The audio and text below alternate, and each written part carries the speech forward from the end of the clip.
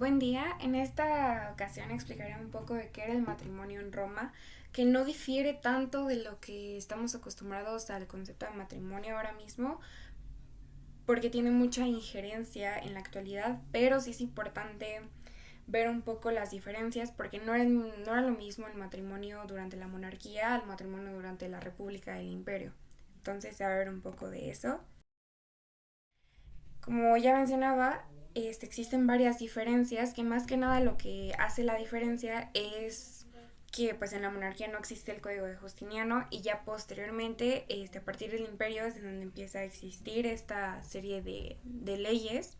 Entonces ya empiezan a estructurarse un poco mejor lo que parte a partir de este concepto de matrimonio para los romanos y cómo se iba aplicando. Como ya mencionaba, antes de Justiniano, durante la monarquía, el matrimonio era solamente una unión sagrada. Y entonces esto significaba que era de dos personas y era un acto religioso, que era muy importante para los romanos el poder casarse, el poder ya tener su unión, y esta unión solamente tenía como objetivo procrear. Procrear para poder así expandir más que nada la población romana, para que así se cumpla con la población, el gobierno y el territorio. Entonces, en este caso se buscaba mucho traer a más seres al mundo, por lo que el único objetivo del matrimonio no era tanto como tal el amor, el afecto, sino era poder crear vida. Entonces, en este caso, muchas veces los matrimonios eran arreglados. Arreglados en el sentido de que si una familia y otra familia querían unirse, por así decirlo, o tener un vínculo de algún modo, podían arreglar los matrimonios.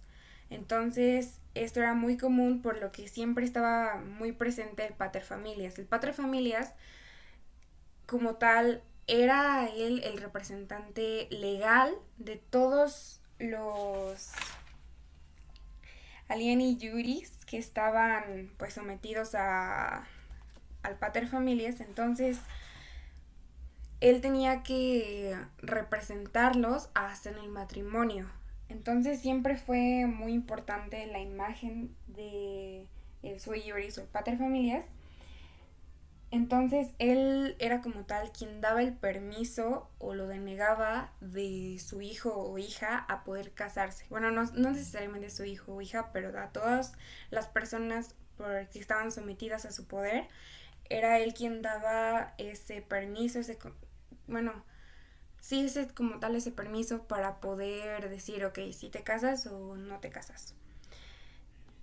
En Roma se llegaba a dar mucho las relaciones entre hombre y hombre, pero como tal, como el matrimonio era una unión sagrada y como ya lo mencioné, era solamente para una unión para la vida, sol, era estrictamente que solamente se podía dar entre hombre y una mujer. ¿Para qué? Para procrear.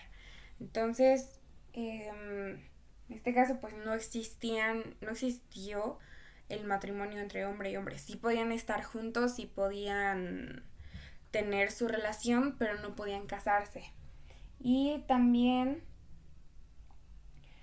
algo un poco curioso es de que el hombre tenía la capacidad de serle infiel como tal a su esposa con esclavas o esclavos. Entonces, y no se consideraba como tal infidelidad, porque los esclavos como no tenían relevancia, entonces no era como algo grave. Y en este caso, el matrimonio no se podía disolver por ningún motivo, al menos que alguno de las dos personas, ya sea el hombre o la mujer, moría. Esa era la única manera en la que el matrimonio durante la monarquía se podía disolver.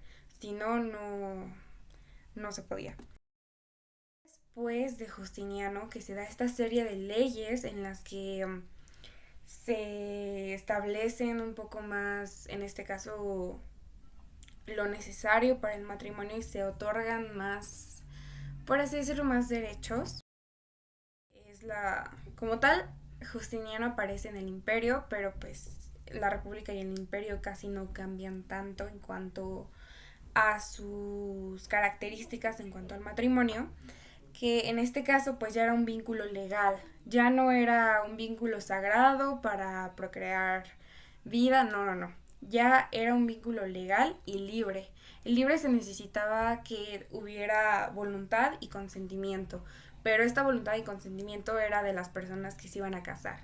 Ya no solamente era la voluntad del paterfamilias de tener que casar a alguno de sus alieni iuris, sino que ya las personas que pues iban a tener este vínculo legal tenían que tener debían de tener el consentimiento y la voluntad de querer hacerlo. Si no, esto no se podía dar. Como ya era un vínculo legal, ya se podía disolver. Entonces aquí ya inicia este concepto de divorcio que hasta la actualidad está bastante presente. Y en cuanto al paterfamilias, a pesar de que seguía siendo un representante legal de todas las personas que estaban bajo su poder, este ya no tenía que meter ninguna presión para que este matrimonio se pudiera dar de la manera más orgánica posible y que pues las dos partes que se iban a casar estuvieran en pleno consentimiento y pues con su plena voluntad de querer hacerlo. Y había ciertas formalidades que se incluyeron en cuanto a esto, que una de estas era tener la edad necesaria para poder casarse. Actualmente, por lo menos en este país, la edad mínima para poder casarse es de 18 años, que ya es la mayoría de edad considerada en México. Pero en cuanto a Roma, variaba un poco entre los hombres y las mujeres. Para los hombres la edad mínima era de los 14 años y para las mujeres la edad mínima era de los 12 años. A mi parecer es muy exagerado porque a pesar de que los romanos tenían un poco menos de esperanza de vida que de la que actualmente tenemos, creo que a los 14 y a los 12 años no se tiene plena capacidad para decidir eso, pero bueno, eran tiempos diferentes en las que las necesidades eran completamente diferentes y pues yo considero que en este caso se decidieron estas edades porque por lo menos para las mujeres se alcanza un poco más de madurez antes de lo que lo hacen los varones, entonces por eso esta diferencia. Y bueno, en cuanto a edades de que si una persona de 50 años se quería casar con una niña de 12 lo podía hacer. Solamente tenía que tener la edad necesaria para poder hacerlo. Pero en cuanto a la diferencia no había ninguna situación. Y la otra condición que existía es que tenían que ser ciudadanos romanos forzosamente. Y bueno, las diferencias que estaba comentando es que, bueno, en la monarquía era un matrimonio para la vida, en la república como tal ya es un matrimonio legal. En la monarquía no se podía disolver, al menos que fuera por muerte, y en la república y el imperio ya se podía disolver mediante el divorcio. En el divorcio existían tres tipos que en un momento los voy a explicar. Y en la monarquía había mucha injerencia del paterfamilias, no solamente, como ya mencioné, del hecho de representarlos, sino que esa presión y pues quien tenía la última palabra era el paterfamilias y en la República del Imperio era algo ya un poco más libre, aunque sí estaba presente el paterfamilias por obvias razones. Eh, las personas podían hacerlo libremente y no tenían que tener la presión de como tal del paterfamilias. Y bueno, El divorcio, como esto es un poco más enfocado ya después de Justiniano, porque antes, bueno, la monarquía no existía, como ya lo dije, y se puede dar por muerte por la incapacidad sobreviniente y pues como tal el divorcio. Entonces, en el divorcio existían estos tres tipos, que era el ex justa causa, que eran por causas tipificadas en la ley, el sine causa, que era sin una causa legal específica, y el bona gratia, que era sin culpa de los esposos, que por situaciones ajenas a ellos era imposible seguir manteniendo el matrimonio. Y bueno, lo mencioné al principio, pero igualmente hago mención ahora que el, los ideales que ya se tenían del matrimonio desde Roma han permanecido hasta ahorita. Muchísimos puntos siguen siendo bastante válidos en México, no solamente en México, sino en todo el mundo. El matrimonio sigue pudiéndose dar de una manera religiosa, pero más que nada ahora es algo más legal. Es la unión de dos personas y pues eso se mantuvo. O sea, sí ha estado evolucionando, hay algunas cosas que han estado cambiando claramente, pero la idea principal, lo que es la raíz de lo que es el matrimonio de Roma, se sigue manteniendo para poder darse en el derecho mexicano.